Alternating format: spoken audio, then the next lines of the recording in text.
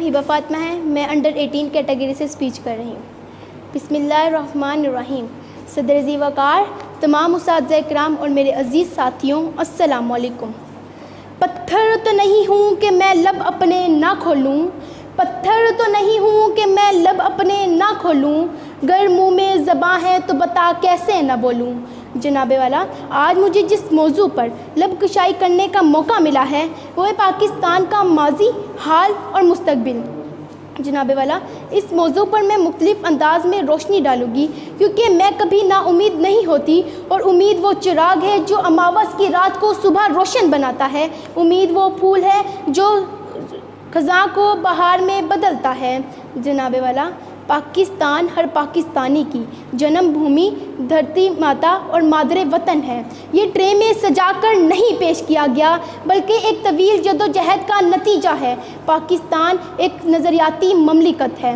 اسی لیے قائد اعظم نے حصول پاکستان کے بعد 4 دسمبر 1947 میں فرمایا کہ پاکستان ایک اسلامی نظریات پر مبنی ایک مملکت ہوگی.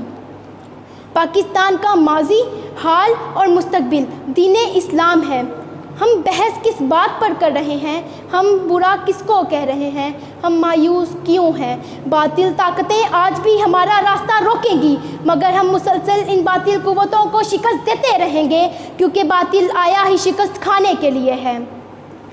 باطل سے دبنے والے ہے آسمان نہیں ہم، باطل سے دبنے والے ہے آسمان نہیں ہم، 100 بار کر چکا ہے تو امتحان ہمارا.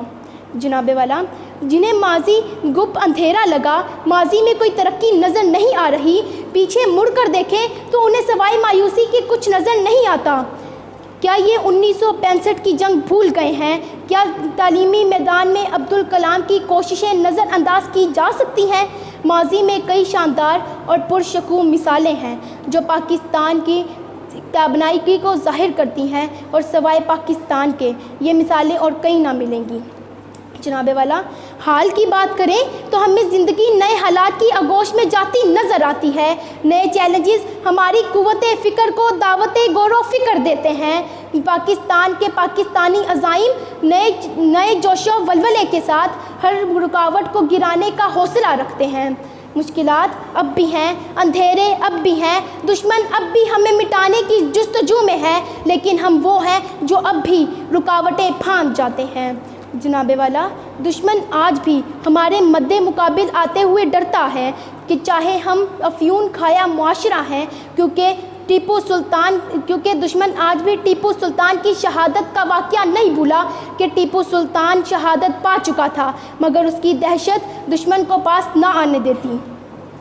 میدان زندگی میں نہیں بیٹھنے سے کام، میدان زندگی میں نہیں بیٹھنے سے کام، اگر پاؤں ٹوٹ جائیں تو سر کے بل چلو.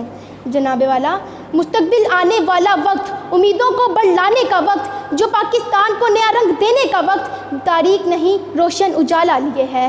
ماضی اور حال کی طرح مستقبل میں بھی امید کی کرنیں ہیں جو روشن سورج بنے گی. ہم اور آپ پاکستان کا مستقبل ہیں، اور اس مستقبل کو روشن بنا کر دم لینا ہر پاکستانی کا عزم ہے. ماضی کی کوتاہیوں کو دہرائیں گے نہیں بلکہ ان سے سبق حاصل کر کے پاکستان کی آن، بان اور شان میں اضافہ کریں گے، کیونکہ اگر ابھی موسم خزاں ہے تو بہار بھی نزدیک ہی ہوگی. جناب والا، بہت سے لوگوں کو میری باتوں سے اختلاف ہوگا کیونکہ میں نے ان کی طرح دھواں دار باتیں نہیں کی. میں پاکستان کو کیسے برا کہوں، کیونکہ ہم اس میں آزاد سانس لے رہے ہیں، ورنہ کسی اور ملک کی غلام بن کر رہنا بہت مشکل ہے، اور غلامی کی زندگی موت سے بھی بدتر ہے. خدارا پاکستان کے لیے مثبت سوچ کا رجحان پیدا کر کے اس کے مستقبل کو روشن بنایا جا سکتا ہے.